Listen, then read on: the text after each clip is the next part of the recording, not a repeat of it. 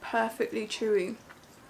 Oh, these are nice. Hi guys, welcome back to a new video. If you're new here, my name is Anushka. Today we're back for another cookie video. There are so many versions of different types of cookies out there. Today we're going to be doing a red velvet cookie. The recipe that I'm using in this video is actually from CUPCAKE JEMMA'S YouTube channel. I really love that channel. It's just so satisfying, it's soothing, it's just therapeutic.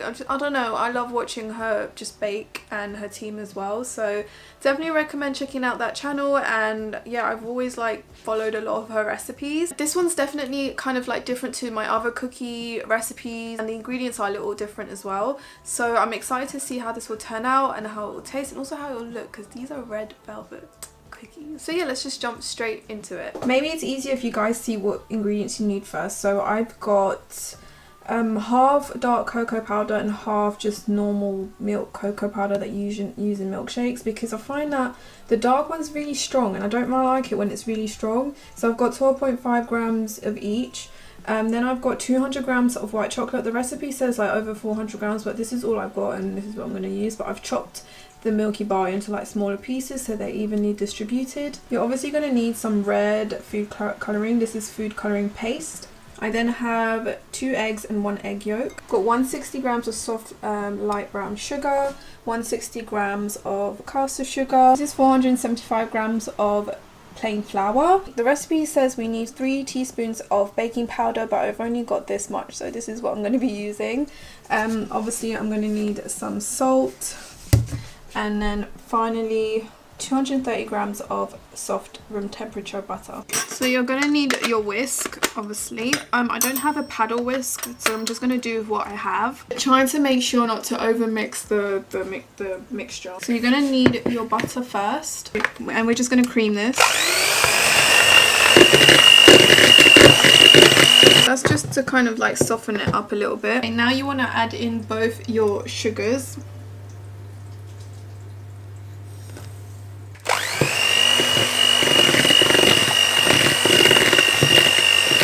Then we're going to add in our white chocolate chips.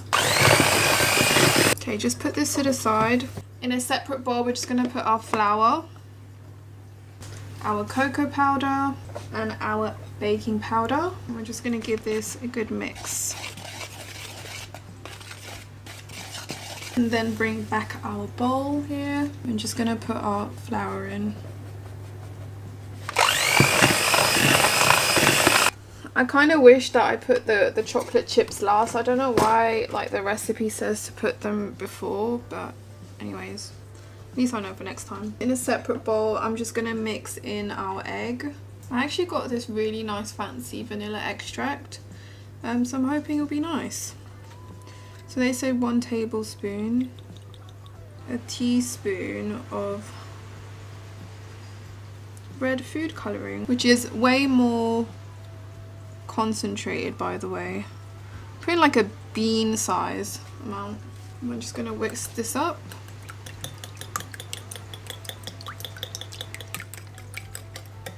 This is really red. Okay, and then can put this in here.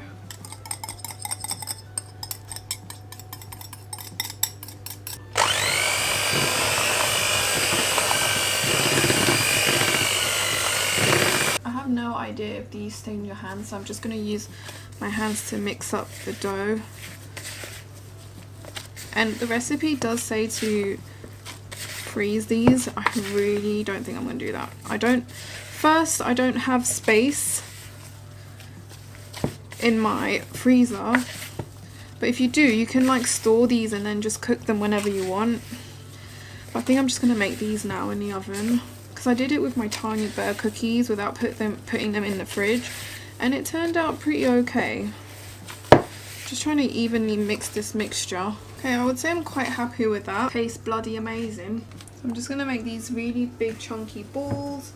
I'm going to try and space them out as much as possible in case they do spread out too much because I didn't freeze them.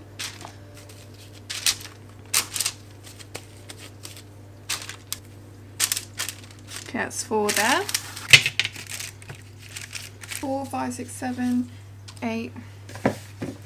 So I made 9 cookies. They're not equal sizes, but we'll see how these turn out. So I'm going to put these in the oven at 180 degrees Celsius with a fan oven for 14 to 15 minutes. Okay, these are what the cookies look like. I've just taken them out the oven and they look pretty good to me. They don't look like exactly in, you know, Gemma's video. I think it would help to have them in the freezer. And I think next time I do it, I probably will, to see the difference. But they seem to have kept their shape really well. They're really red. This is definitely different to what I usually do. You can see like the chocolate chips here. I'm just going to let these cool down for like 30 minutes or so before trying them, so they can continue to like cook inside a little bit. Okay guys, it's now taste test time. Here is a close-up of my cookie. Obviously they don't look as pretty. We need to do a break.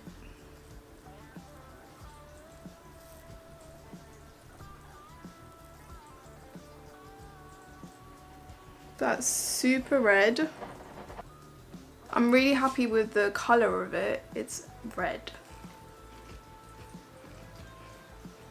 Oh my god, the consistency is amazing. Got some more chocolate there. They actually taste really nice. I'm gonna go enjoy a whole one. I have filmed so much today, like it's insane. If I had to compare these to the Tanya Burr cookies that I tried, I think I prefer the Tanya Burr ones way more because the taste is better. I could actually stick to using the dark cocoa instead in this one. The consistency and the chewiness of these is like amazing, but the taste, it's really nice, but I prefer the Tanya Burr ones.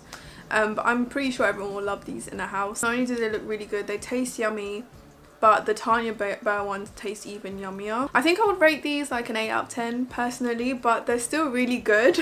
I just want to go and like eat one and watch my Netflix now. Yeah, I'm gonna go guys. The kitchen is being wanted. People want to use the kitchen and I've used it all day. So I hope you guys enjoyed this little baking video. If you do recreate these, make sure to tag me on Instagram. I do want to see them, and do check out Gemma's recipe in the info box and the video as well.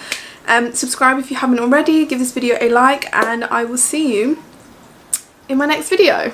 I'm out of breath. Do I have cookie in my teeth? No. Perfectly chewy. Oh, these are nice. I'll definitely try and freeze them next time, and I'll put an update in the info box if I ever do.